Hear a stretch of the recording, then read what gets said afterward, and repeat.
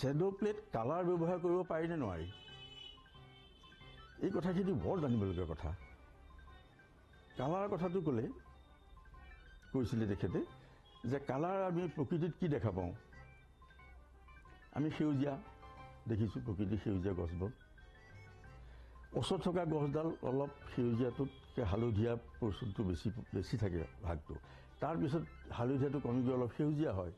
তাৰপিছত সেউজীয়াটো নোহোৱা হৈ পেলাই নীলা হৈ যায় দামে আঁতৰৰ পৰ্বতবিলাক নীলা দেখোঁ গতিকে এই কালাৰকেইটা যদি আমি ইয়াত চ'ৰ্চত যদি ব্যৱহাৰ কৰোঁ তেতিয়া এই অবজেক্টখিনিয়ে এটা ড্ৰিফ্ট হ'ব আপ ডাউন কৰি থাকিব যে দূৰত আছে ওচৰত আছে দূৰত আছে ওচৰত আছে এই ভাৱটো আহিব এই কথাখিনি মই কোনোদিন কেতিয়াও শিকা নাছিলোঁ ক'তো ভাবিছোঁ এটা বস্তুটো থৈ পেলাই লাইট জ্বলাই দিলে শ্বেডো এটা পৰে সেইটোৱে শ্বেডো প্লে সেই শ্বেডো প্লে আমি ব্যৱহাৰ কৰিছিলোঁ সেই শোণিতপুৰ নাটকখনত বহুলভাৱে প্ৰয়োগ কৰিছিলোঁ আৰু আমাৰ মাষ্টাৰ বা তেতিয়া আমাৰ হেৰি আছিলে গুৰু আছিলে এই হীৰেণ চৌধুৰী তেখেতৰ দ্বাৰা তেতিয়া সেই যুদ্ধখন তাৰ কাৰ জাতিৰ সঞ্চালন এই গোটেইখিনি তেখেতৰ শিক্ষাতে আমি কৰিছিলোঁ আলোক সম্পাত আৰু দৃশ্যসজ্জা তেখেতে আমাৰ গুৰু হিচাপে কাম কৰিছিলে গতিকে এই এনে এজন দক্ষ আৰু মঞ্চকলাৰ বিষয়ে যথেষ্ট জ্ঞান থকা এই হীৰেণ চৌধুৰীৰ নিচিনা এজন শিল্পী আজি নতুন প্ৰজন্মই তেখেতৰ পৰা নজনা কথা কিছু জানিব পাৰিব গতিকে এই উদ্দেশ্যটো আগত ৰাখি মই তেখেতৰ লগত তেখেতৰ সান্নিধ্যৰ মোৰ যি অভিজ্ঞতা হৈছিলে এই অভিজ্ঞতাখিনি অৱলোকন কৰিবলৈ চেষ্টা কৰিছোঁ আশা কৰিছোঁ নতুন প্ৰজন্মই ইয়াৰ পৰা উপকৃত হ'ব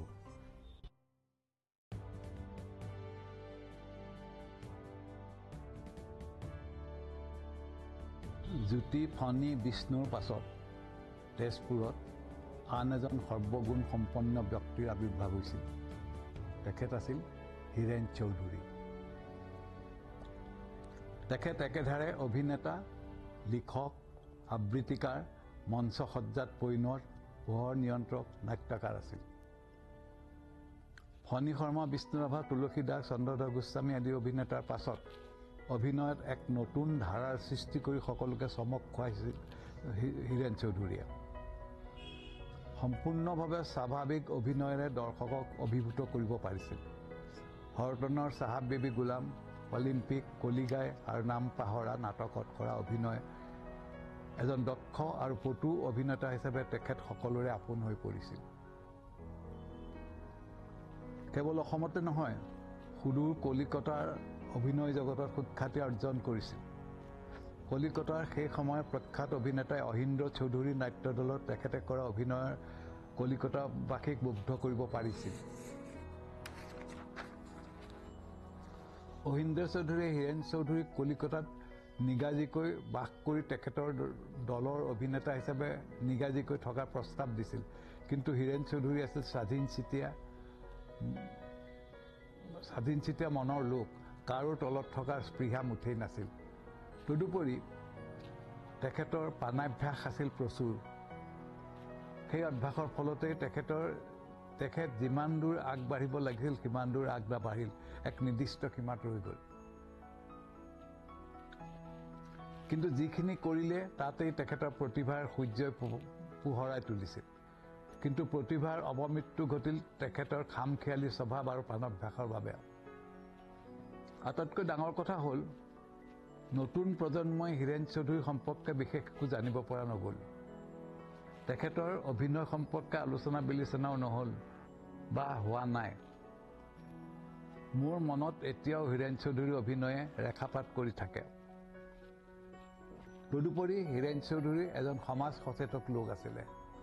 1962 চনত যেতিয়া চীনা যুদ্ধত হৈছিল আৰু তেজপুৰ চহৰৰ পৰা প্ৰায়বিলাক মানুহ বেলেগ ঠাইলৈ গুচি গৈছিলে সেই সময়ত হীৰেণ চৌধুৰীয়ে ইউথ এমাৰ্জেঞ্চি অৰ্গেনাইজেশ্যন বুলি এটা অৰ্গেনাইজেশ্যন খুলি চহৰৰ বচা ডেকা ল'ৰা কিছুমান লগত লৈ চহৰখন ৰক্ষা কৰাৰ ব্যৱস্থা কৰিছিল আৰু সকলোকে সুস্থিৰভাৱে থাকিবৰ কাৰণে তেওঁ আহ্বান জনাইছিল হীৰেণ চৌধুৰী সম্পৰ্কে বিশেষ কথা বতৰা এতিয়াও হোৱা নাছিল বা এতিয়াও হোৱা নাই। অপৰূপ আগৰৱালাই হীৰেণ চৌধুৰীক পুনৰ জগাই তোলাৰ প্ৰচেষ্টাক শলাগ ল'লোঁ।